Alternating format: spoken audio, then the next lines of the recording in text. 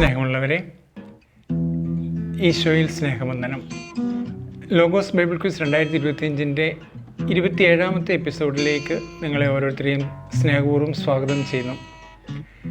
ന്യായാധിപന്മാർ 12-ാം അധ്യായത്തിൻ്റെ ചോദ്യോത്തരങ്ങളാണ് ഇതിൽ ഉൾപ്പെടുത്തിയിരിക്കുന്നത്. ന്യായാധിപന്മാർ 12 ഒരു ആമുഖം. ന്യായാധിപന്മാർ 12 ഒരു ദാരുണമായ വിരോധാഭാസം അവതരിപ്പിക്കുന്നു. ബാഹ്യശത്രുക്കൾക്കെതിരായ വിജയകരമായ യുദ്ധത്തിന് ശേഷം ഇസ്രായേൽ ആന്തരിക വിഭജനം നേരിടുന്നു. ജഫ്തായും എഫ്രൈംകാരും തമ്മിലുള്ള കലഹം, ഗോത്രാഹങ്കാരം, തെറ്റായ ആശയവിനിമയം, ഐക്യമില്ലായ്മ എന്നിവയുടെ അപകടത്തെ എടുത്തു കാണിക്കുന്നു. ജീവിതമോ മരണമോ നിർണ്ണയിക്കാൻ ഒരു വാക്കിൻ്റെ ഉപയോഗം, ഷിബോലത്ത്. അഹങ്കാരവും മത്സരവും സഹോദര്യത്തെ മറികടക്കുമ്പോൾ ചെറിയ വ്യത്യാസങ്ങൾ എങ്ങനെ വിനാശകരമായ പ്രത്യാഘാതങ്ങൾ ഉണ്ടാക്കുമെന്ന് വെളിപ്പെടുത്തുന്നു.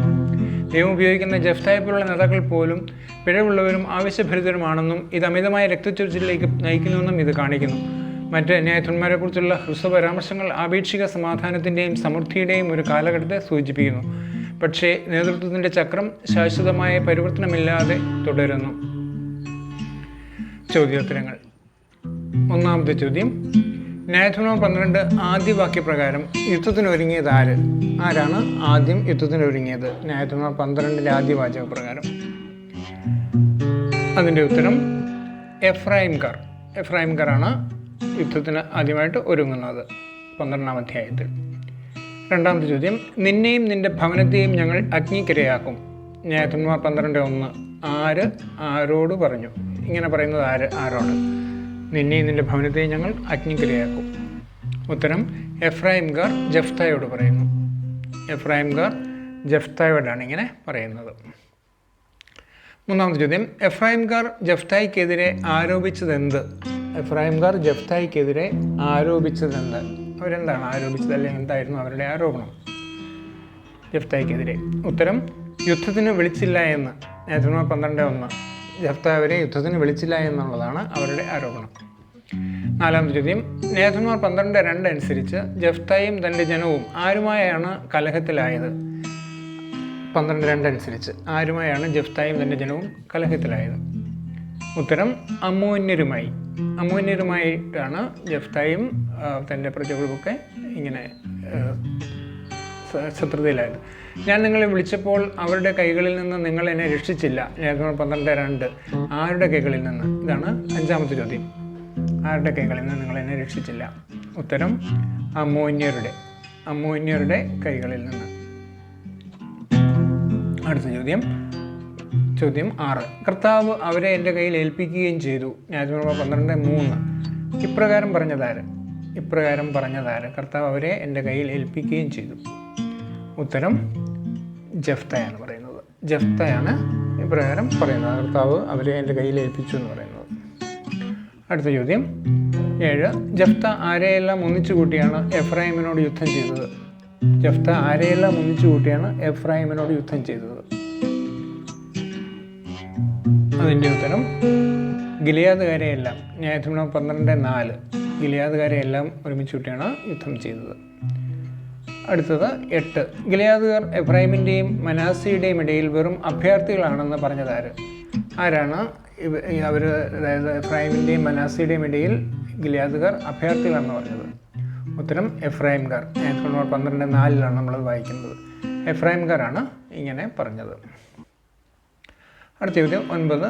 എഫ്രൈംകാരോട് എതിർത്ത് ഗിലെയാദുകാർ പിടിച്ചെടുത്തത് എന്ത്? എഫ്രൈംകാരോട് എതിർത്ത് ഗിലെയാദുകാർ പിടിച്ചെടുത്തത് എന്ത്? അതിൻ്റെ ഉത്തരം ജോർദാൻ്റെ കടവുകൾ. ന്യായാധിപന്മാർ 12:5. ജോർദാൻ്റെ കടവുകളാണ് അവർ പിടിച്ചെടുത്തത്. ന്യായാധിപന്മാർ 12:5. 10ാമത്തെ ചോദ്യം, എഫ്രൈമിൽ നിന്ന് ഒരു അഭയാർത്ഥി എപ്പോഴെങ്കിലും ഓടിപ്പോകുമ്പോൾ അക്കരയ്ക്ക് പോയിക്കൊള്ളട്ടെ എന്ന് ചോദിച്ചാൽ ഗിലെയാദുകാർ ചോദിക്കുന്നത് എന്ത്? അഭയാർത്ഥികൾ അക്കരയ്ക്ക് പോകുമ്പോൾ ചോദിച്ചാൽ, പെർമിഷൻ ചോദിച്ചാൽ എന്താണ് അവർ ചോദിക്കുന്നത്? നീ ഒരു എഫ്രൈംകാരനോ എന്ന്. ന്യായാധിപന്മാർ 12:5. നീ ഒരു എഫ്രൈംകാരനാണോ എന്നാണ് അവർ ചോദിക്കുക. അതാണ് എൻ്റെ ഉത്തരം. 11. താനൊരു എഫ്രൈംകാരനല്ല എന്ന് ഒരു അഭയാർത്ഥി പറഞ്ഞാൽ ഗിലെയാദുകാർ അവനോട് ഉച്ചരിക്കാൻ പറയുന്ന വാക്ക് ഏത് വാക്കാണ് ഉച്ചരിക്കാൻ പറയുന്നത്? ഷിബോലത്ത്. ന്യായാധിപന്മാർ 12:6. ഷിബോലത്ത് എന്ന വാക്കാണ് ഉച്ചരിക്കാൻ പറയുന്നത്. അടുത്ത ചോദ്യം, ഷിബോലത്ത് എന്ന വാക്ക് എഫ്രൈംകാർ ഉച്ചരിക്കുന്നത് എങ്ങനെ? എഫ്രൈംകാർ ഇത് സാധാരണ വെച്ചിരിക്കുന്നത് എങ്ങനെയെന്നുള്ളതാണ് ഈ ചോദ്യം. അടുത്ത ചോദ്യം, ഷിബോലത്ത് എന്ന വാക്ക്, 12ാമത്തെ ചോദ്യം. അതിൻ്റെ ഉത്തരം സിബോലത്ത് എന്നാണ്. ന്യായാധിപന്മാർ 12:6. സിബോലത്ത് എന്നാണ് അവർ സാധാരണ വെച്ചിരിക്കുക. 13, ഗിലിയാദുകാർ ജോർദാൻ്റെ കടവുകളിൽ വെച്ച് കൊല്ലുന്നതാരെ? ഗിലിയാദുകാർ ജോർദാൻ്റെ കടവുകളിൽ വെച്ച് കൊല്ലുന്നതാരെ? അതാണ് 13ാമത്തെ ചോദ്യം. അതിൻ്റെ ഉത്തരം സിബോലത്ത് എന്ന് പറയുന്നവരെ, ന്യായാധിപന്മാർ 12:6, സിബോലത്ത് എന്ന് പറയുന്നവരെയാണ് അവർ കൊല്ലുന്നത്, അതായത് തെറ്റായിട്ട് വപ്പിച്ചിരിക്കുന്നവരെ. 14, പൂരിപ്പിക്കുക. ഡാഷ് എഫ്രൈംകാർ അന്നാളുകളിൽ വധിക്കപ്പെട്ടു. ന്യായാധിപന്മാർ 12:6. ഡാഷ് എഫ്രൈംകാർ, എത്ര എഫ്രൈംകാർ എന്നുള്ളതാണ് അവിടെ ചോദ്യം. 40,000 എഫ്രൈംകാർ അന്നാളുകളിൽ വധിക്കപ്പെട്ടു. അതാണ് അതിൻ്റെ ഉത്തരം. അടുത്ത ചോദ്യം 15, ജഫ്ത എത്ര വർഷം ഇസ്രായേലിൽ ന്യായപാലനം നടത്തി? ജഫ്ത എത്ര വർഷം ഇസ്രായേലിൽ ന്യായപാലനം നടത്തി എന്നതാണ് 15ാമത്തെ ചോദ്യം. അതിൻ്റെ ഉത്തരം 6 വർഷം. ന്യായാധിപന്മാർ 12:7 അത് കാണുന്നു. 6 വർഷമാണ് ജഫ്ത ഇസ്രായേലിൽ ന്യായപാലനം നടത്തിയത്. അടുത്ത ചോദ്യം 16, ജഫ്തായെ അടക്കം ചെയ്ത സ്ഥലം ഏത്? ജഫ്തായെ അടക്കം ചെയ്ത സ്ഥലം ഏത് എന്നുള്ളതാണ് 16ാമത്തെ ചോദ്യം. എവിടെയാണ് ജഫ്തായെ അടക്കം ചെയ്തത്?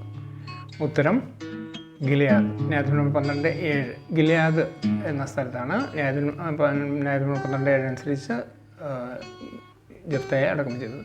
ജഫ്തായ്ക്ക് ശേഷം ഇസ്രായേലിൽ ന്യായപാലനം നടത്തിയത് ആര്? 17ാമത്തെ ചോദ്യം. ജഫ്തായ്ക്ക് ശേഷം ഇസ്രായേലിൽ ന്യായപാലനം നടത്തിയത് ആര്? അതാണ് അടുത്ത ചോദ്യം 17. ഉത്തരം ഇബ്സാൻ. ന്യായാധിപന്മാർ 12:8 അത് കാണുന്നു. ഇബ്സാനാണ് ജഫ്തായ്ക്ക് ശേഷം ന്യായപാലനം നടത്തിയത്. ഇബ്സാൻ. 18, ഇബ്സാൻ ഏത് ദേശക്കാരനായിരുന്നു? അടുത്ത ചോദ്യം 18, ഇബ്സാൻ ഏത് ദേശക്കാരനായിരുന്നു എന്നതാണ്. അതിൻ്റെ ഉത്തരം ബെത്ലഹേം. ന്യായാധിപന്മാർ 12:8. ബെത്ലഹേംകാരനായിരുന്നു ഇബ്സാൻ. ന്യായാധിപന്മാർ 12:8 കാണുന്നു. 19, ഇബ്സാന് എത്ര പുത്രന്മാരുണ്ടായിരുന്നു? ഇബ്സാന് എത്ര പുത്രന്മാരുണ്ടായിരുന്നു എന്നതാണ് 19ാമത്തെ ചോദ്യം. അതിൻ്റെ ഉത്തരം 30. ന്യായാധിപന്മാർ 12:8 അനുസരിച്ച് 30 പുത്രന്മാരുണ്ടായിരുന്നു ഇബ്സാൻ. അടുത്ത ചോദ്യം 20, ഇബ്സാൻ എത്ര പുത്രിമാരുണ്ടായിരുന്നു? പുത്രന്മാർ 30 ഉണ്ടായിരുന്നു, എങ്കിൽ പുത്രിമാർ എത്രയുണ്ടായിരുന്നു ഇബ്സാൻ? അടുത്ത ചോദ്യം 20ാമത്തെ ചോദ്യം അതാണ്. അതിൻ്റെ ഉത്തരം 30. ന്യായാധിപന്മാർ 12:9. 30 പുത്രിമാരും ഉണ്ടായിരുന്നു. അടുത്ത ചോദ്യം 21, ഇബ്സാൻ ഇസ്രായേലിൽ ന്യായപാലനം നടത്തിയത് എത്ര വർഷം? ഇബ്സാൻ ഇസ്രായേലിൽ ന്യായപാലനം നടത്തിയത് എത്ര വർഷമെന്നാണ് 21ാമത്തെ ചോദ്യം. അതിനുത്തരം 7 വർഷം. ന്യായാധിപന്മാർ 12:10. 7 വർഷം. അപ്പം ജഫ്തായേക്കാൾ 1 വർഷം കൂടുതൽ, 7 വർഷമാണ് അവിടെ ന്യായപാലനം നടത്തിയത്. 22, ഇബ്സാൻ അടക്കപ്പെട്ട സ്ഥലം ഏത്? ഇബ്സാൻ മരണശേഷം അടക്കപ്പെട്ട സ്ഥലത്തെക്കുറിച്ചാണ് ഇവിടെ ചോദിച്ചിരിക്കുന്നത്. ഏത് സ്ഥലത്താണ് ഇബ്സാനെ അടക്കിയത്? അതിൻ്റെ ഉത്തരം ബെത്ലഹേം. ന്യായാധിപന്മാർ 12:10. ബെത്ലഹേം നാട്ടുകാരനായിരുന്നല്ലോ, അവിടെ തന്നെയാണ് അടക്കിയതും. അപ്പം ന്യായാധിപന്മാർ 12:10 അത് കാണുന്നു. അടുത്ത ചോദ്യം 23, ഇബ്സാന് ശേഷം ഇസ്രായേലിൽ ന്യായപാലനം നടത്തിയത് ആര്? ഇബ്സാന് ശേഷം ഇസ്രായേലിൽ ന്യായപാലനം നടത്തിയത് ആര്? അതാണ് 23ാമത്തെ ചോദ്യം. അതിൻ്റെ ഉത്തരം ഏലോനാണ് ഇബ്സാന് ശേഷം ന്യായപാലനം നടത്തിയത്. ന്യായാധിപന്മാർ 12:11 അത് നമ്മൾ കാണുന്നത്. ഏലോൻ. 24ാമത്തെ ചോദ്യം, ഏലോൻ ഏത് ദേശക്കാരനായിരുന്നു? ഏലോൻ ഏത് ദേശക്കാരനായിരുന്നു എന്നതാണ് 24ാമത്തെ ചോദ്യം. അതിൻ്റെ ഉത്തരം സെബിലൂൺകാരനായിരുന്നു. സെബിലൂൺ. ന്യായാധിപന്മാർ 12:11 അവിടെയാണ് ഇദ്ദേഹം, ഈ നാട്ടുകാരനായിരുന്നു സെബിലൂൺ. മരണശേഷം അയ്യാലോണിൽ സംസ്കരിക്കപ്പെട്ടത് ആര്? 25ാമത്തെ ചോദ്യം. മരണശേഷം അയ്യാലോണിൽ സംസ്കരിക്കപ്പെട്ടത് ആര്? അതാണ് അടുത്ത ചോദ്യം. അതിൻ്റെ ഉത്തരം ഏലോനാണ്. ഏലോൻ. ന്യായാധിപന്മാർ 12:12 അനുസരിച്ച് ഏലോനാണ് അവിടെ അടക്കപ്പെട്ടത് അല്ലെങ്കിൽ സംസ്കരിക്കപ്പെട്ടത്. 26, ഇസ്രായേലിൽ ന്യായാധിപനായ അബ്ദോൻ്റെ പിതാവ് ആര്? ഇസ്രായേലിൽ ന്യായാധിപനായ അബ്ദോൻ്റെ പിതാവ് ആര്? അതാണ് അടുത്ത ചോദ്യം. അതിൻ്റെ ഉത്തരം പിറഥോന്യനായ ഹില്ലേൽ ആയിരുന്നു അദ്ദേഹത്തിൻ്റെ പിതാവ്. ന്യായാധിപന്മാർ 12:13 അനുസരിച്ച് പിറഥോന്യനായ ഹില്ലേൽ. 27-ാമത്തെ ചോദ്യം 40 പുത്രന്മാരും 30 പൗത്രന്മാരും ഉണ്ടായിരുന്നത് ആർക്ക്? 40 പുത്രന്മാരും 30 പൗത്രന്മാരും ഉണ്ടായിരുന്നത് ആർക്ക്? അതാണ് 27-ാമത്തെ ചോദ്യം. ഉത്തരം അബ്ദോന്. ന്യായാധിപന്മാർ 12-14.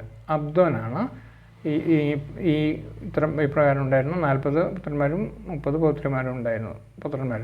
28-ാമത്തെ ചോദ്യം. അമലേക്യരുടെ മലനാട്ടിൽ എഫ്രൈം ദേശത്തെ ഏത് സ്ഥലത്താണ് അബ്ദോൻ സംസ്കരിക്കപ്പെട്ടത്?